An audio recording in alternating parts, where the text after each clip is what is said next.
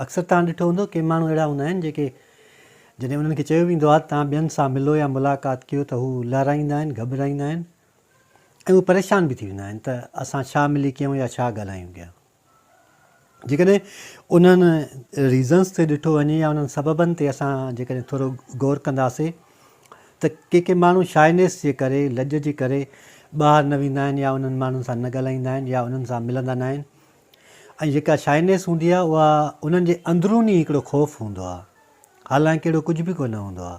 माण्हू के अहिड़ा हूंदा आहिनि जेके वधीक दोस्त न ठाहे सघंदा आहिनि, उन्हनि जो हिकिड़ो महदूद हल्को हूंदो आहे ऐं उन महदूद हल्के में ई हू पंहिंजे जेका ॻाल्हियूं हूंदियूं अथनि उहे शेयर कंदा आहिनि या उन्हनि जूं ॻाल्हियूं ॿुधंदा आहिनि या ॿिया बि रीज़न्स थी सघनि था। ख़ासि तौर ते जेके शाइनेस जेका हूंदी आहे उहा ख़तमु करण जो हिकिड़ो बहितरीनु तरीक़ो बि इहो आहे त तव्हां माण्हुनि सां वधीक मिलणु शुरू कयो, उन्हनि सां ॻाल्हाइणु शुरू कयो, उन्हनि सां बहस करणु शुरू कयो त तव्हां में कुझु न कुझु तब्दीली त ऑटोमेटिकली ईंदी, पर उनजो तव्हांखे फ़ाइदो बि पवंदो। फ़ाइदो कहिड़ो त जॾहिं असां माण्हुनि सां मिलंदा आहियूं त असांखे उन्हनि जी सोच जी, उन्हनि जे वीचार जी या उन्हनि जी नियत जी बि ख़बर पइजी वेंदी आहे त हू छा था चवणु चाहिनि या छा था करणु चाहिनि, या असांजो इहो जेको ऑब्ज़र्वेशन आहे उहो बि वधीक मज़बूत थींदो आहे या उहो बि वधीक पाइदार थींदो आहे। ऑब्ज़र्वेशन अक्सर करे तॾहिं ई माण्हू खे महसूसु थींदो आहे जॾहिं असां ॿियनि खे ॾिसंदा आहियूं या ॿियनि सां मिलंदा आहियूं। जॾहिं ॿाहिरि माण्हू घुमंदो आहे, फिरंदो आहे, ॾिसंदो आहे त पोइ उन धंधे जा या उन प्रोफेशन जा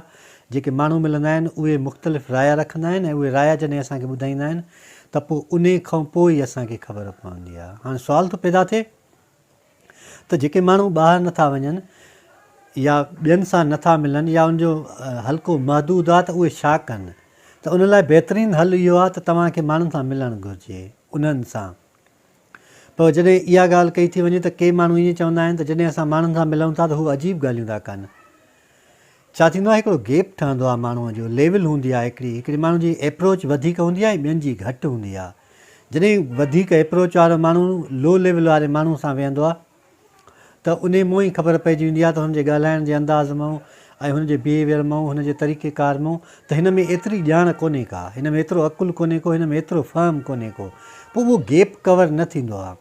ऐं जॾहिं वरी साॻी लेवल जो माण्हू मिलंदो आहे त पोइ माण्हू उन सां कचहरी बि कंदो आहे, उन सां ॻाल्हाईंदो बि आहे या उन सां वेझो बि थींदो आहे।